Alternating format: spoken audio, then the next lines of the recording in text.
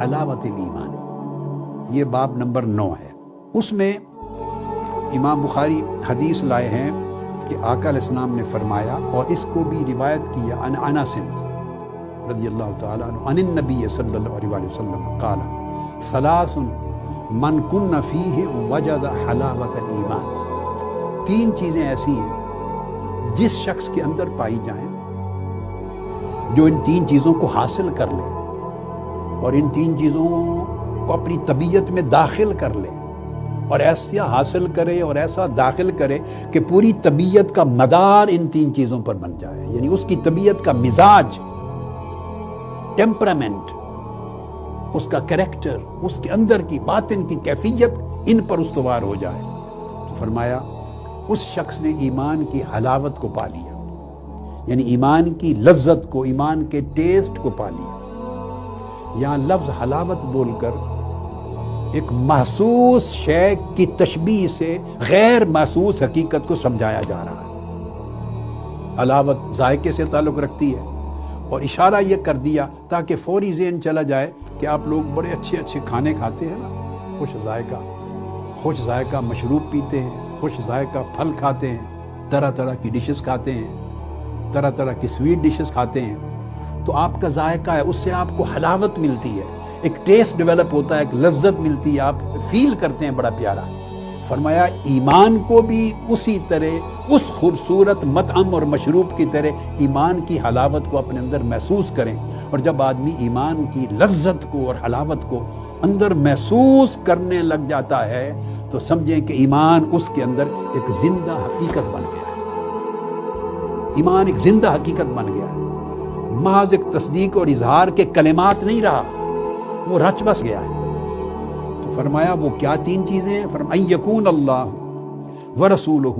احب الیہ مما سواہ، پہلی یہ چیز کہ اللہ اور اللہ کے رسول باقی ساری کائنات کی ہر شے سے بڑھ کر اسے محبوب ہو جائیں، کائنات کی کوئی شے اللہ اور اللہ کے رسول کے مقابلے میں اس کی زندگی میں عملاً ترجیح نہ رکھے، ہر چیز پیچھے چلی جائے۔ ایک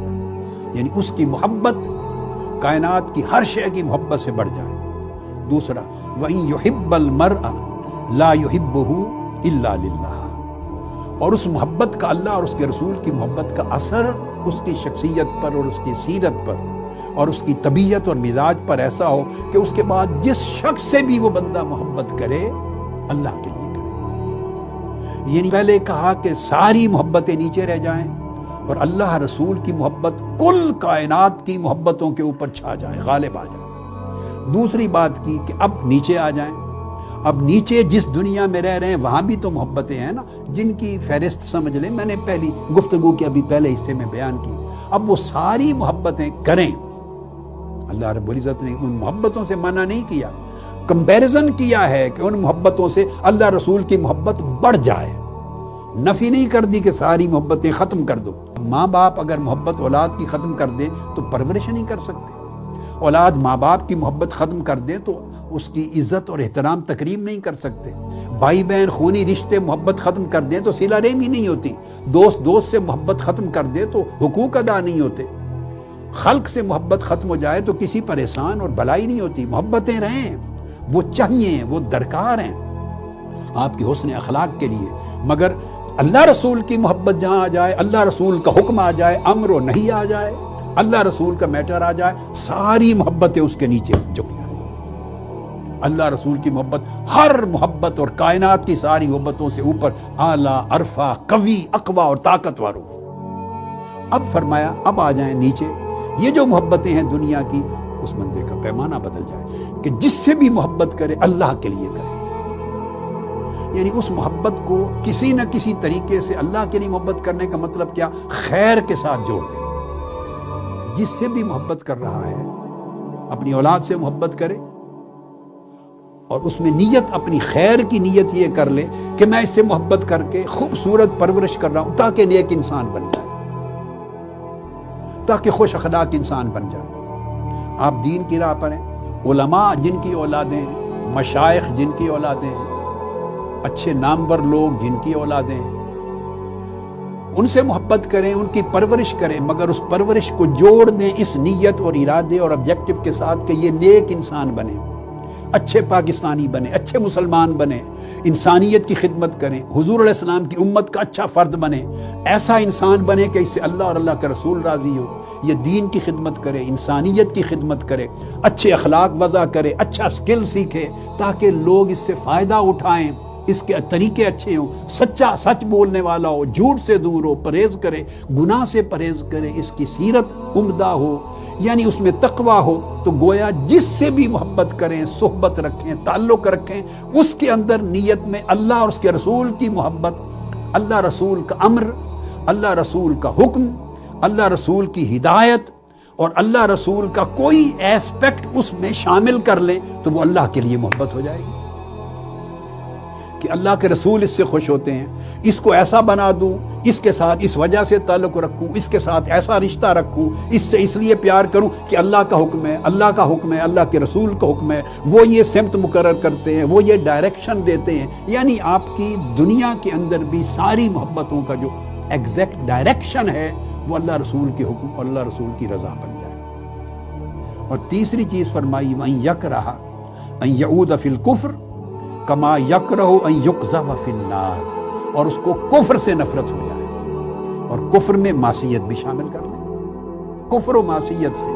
نفرت ہو جائے اتنی کہ مسلمان ہونے کے بعد واپس کفر کی طرف پلٹ جانا، اور نیک اور صالح ہو جانے کے بعد واپس فسق و فجور کی طرف پلٹ جانا، نیک و کار عبادت گزار اور اللہ کی راہ پر چل لینے کے بعد پھر گمراہی کی راہ کی طرف پلٹ جانا، اس عمل سے اس کو اتنی نفرت ہو جیسے کوئی شخص اسے کہے میں تمہیں آگ میں پھینکتا ہوں، تو آگ میں پھینکے جانے سے جس طرح کتراتے اور گھبراتے ہو اس سے زیادہ گھبراؤ نیکی چھوڑ کے بدی کی طرف پلٹ جانے میں، ایمان چھوڑ کے کفر کی طرف پلٹ جانے میں، صالحیت چھوڑ کے معصیت کی طرف پلٹ جانا، تمہیں اتنا اس سے متنفر ہونا چاہیے تمہیں جتنا آگ میں پڑ جانے سے متنفر ہوتے ہیں۔ اب فرمایا جو یہ تین چیزیں اپنے اندر پیدا کر لے اور اپنی طبیعت اور مزاج کو ان پر استوار کر لے، اس نے دراصل ایمان کی حلاوت چکھی، اس نے ایمان کا ٹیسٹ کیا۔ اب آپ اندازہ کر لیں اگر ہماری طبیعتیں ان تین چیزوں پر استوار نہیں ہیں تو ہم نے ایمان کا ذائقہ ہی نہیں چکھا، اس کا مزہ نہیں چکھا، مزہ نہیں چکھا۔ جب ایمان کا مزہ نہیں آتا تو عبادت کی حلاوت نہیں آتی، جب ایمان کی لذت اور حلاوت آپ کے من میں نہیں آتی تو نہ عبادت میں لذت، نہ سجدے میں لذت، نہ تلاوت میں لذت، نہ نماز روزے میں لذت، نہ دیگر طاعات میں، عبادات میں، حسنات میں، خیرات میں کوئی حلاوت لذت نہیں رہتی، یکسوئی نہیں رہتی، کیفیت نہیں رہتی۔ کئی بار ہمیں پرابلم آتا ہے کہ ہماری یکسوئی نہیں ہوتی، رجحان نہیں ہوتا۔ بنیادی چیز یہ ہے کہ اپنی طبیعت میں محنت کرنی چاہیے۔ طبیعت میں اگر یہ ساری دنیا پرستی غالب رہے اور اللہ رسول کی محبت ہر محبت پر غالب نہ ہو، اور نیکی کی محبت بدی پر غالب نہ ہو، اور ہر ایک کے ساتھ رشتہ و محبت اللہ کا اس کے رسول کے لیے نہ ہو، یہ تین چیزیں پوری زندگی کو کنٹرول کرتی ہیں، خیالات کو کنٹرول کرتی ہیں، رجحانات کو کنٹرول کرتی ہیں، ہمارے اعمال کو اور ہمارے جو احوال ہیں اور ہمارے معاملات اور طور طریقے ان کو کنٹرول کرتی ہیں۔ تو من جب جو سنورتا ہے یکسوئی خود بخود اس میں سے جنم لیتی ہے، یکسوئی انجیکشن سے نہیں آ جاتی یا ورد وظیفے سے نہیں آ جاتی، بینیفٹ ہوتا ہے، ہر چیز سے بینیفٹ ہوتا ہے جو خیر کا باعث ہے، مگر ہر ایک کا ایک نیچرل پروسیس ہے، نیچرل پروسیس ہے۔ یعنی آپ بیج بوئیں اور تنا اگے بغیر کہیں کہ پھل آ جائے، بے صبری ہو جائے تو بیٹھے بٹھائے ورد وظیفے سے پھل لگ جائے، تو پھل ایسے نہیں لگتے، پھل لگنے کا ایک مرحلہ ہے، وہاں تک پہنچنے کے لیے آپ کو سارے پروسیسز کو مکمل کرنا ہے۔ پانی نہ دیں، مالی پانی نہ دے اور کہیں کہ درخت اگ جائے تو پودے اس طرح نہیں اگتے، دھوپ نہ ملے، ریکوائرمنٹ ہے تو کہیں کہ اچھا درخت اور پودے بن جائے تو اس طرح نہیں ہوتا،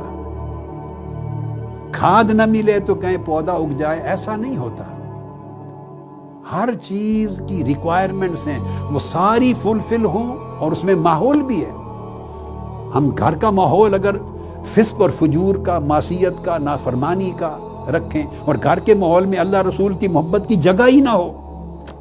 دین کی محبت کی جگہ ہی نہ ہو، اس میں معصیت ہو، غیبت ہو، چغلی ہو، کفر ہو، گناہ ہو، ساری لغویات ہوں، اور چاہیں کہ اس ماحول کے اندر ایک نیکی کا پودا اگ جائے، تقوی کا پودا اگ جائے، صالحیت کا صالح پودا اگ جائے، اولاد پودے کی طرح ہیں۔ تو جس طرح کی زمین میں ان کو رکھیں گے، جیسا بیج ہوگا، جیسی کھاد دیں گے، جیسا پانی، جیسی دھوپ، جیسی پرورش، ویسا پودا اگے گا اولاد کا۔ یہ ایک نیچرل فینومینا ہے۔ تو اللہ رب العزت نے فرمایا کہ یہ وہ شرائط ہے۔ اب اس محبت کے لیے قرآن مجید نے اس سے بھی اور زیادہ ایک جامع مضمون ایک جگہ دے دیا، وہ سورہ توبہ آیت نمبر 24 ہے۔ اعوذ باللہ من الشیطان الرجیم۔ ان کان آباؤکم و ابناؤکم، کہہ دیجئے اگر تمہارے باپ دادا اور تمہارے بیٹے بیٹیاں، تمہاری اولادیں، اور تمہارے بھائی اور بہنیں، اور تمہاری بیویاں، اور تمہارے دیگر تمام رشتہ دار، اور تمہارے اموال، مال و دولت، سب کچھ جو محنت سے کماتے ہو، اور تمہاری تجارت اور تمہارے کاروبار جس کے نقصان کا ہر وقت تمہیں ڈر لگا رہتا ہے، کھٹکا لگا رہتا ہے، اور وہ تمہارے مکانات اور رہائش گاہیں جنہیں پسند، محبت سے، چاہت سے بناتے ہو اور دیکھ دیکھ کے خوش ہوتے ہو، پسند ہوتے ہو، یہ ساری چیزیں اگر تمہیں اللہ اور اللہ کے رسول کی محبت ان سے بڑھ کر نہ ہو تو اللہ کے امر کا انتظار کرو، اللہ تمہیں نافرمانوں اور معصیت کاروں میں داخل کرے گا۔ احب الیکم من اللہ ورسولہ وجہاد فی سبیلہ، اللہ کی محبت، اللہ کے رسول کی محبت، اور اللہ کے دین کی محنت کی محبت، تگ و دو، سٹرگل اللہ کے دین کے لیے، اپنے اندر دین مستحکم کرنا، اولاد میں مستحکم کرنا، معاشرے میں دین کو مستحکم کرنا، لوگوں میں دین کو مستحکم کرنا، دین کی دعوت کو پھیلانا، دین کے علم کو، دین کے فکر کو، دین کے کردار کو، اس کے پھیلانے میں محنت کرنا، منظم سٹرگل، انفرادی، اجتماعی، جب تک یہ اللہ رسول اور اس کے دین کی محبت ان ساری محبتوں پر غالب نہ ہو تو فرمایا پھر انتظار کرو کسی بھی وقت اللہ کی سزا کا۔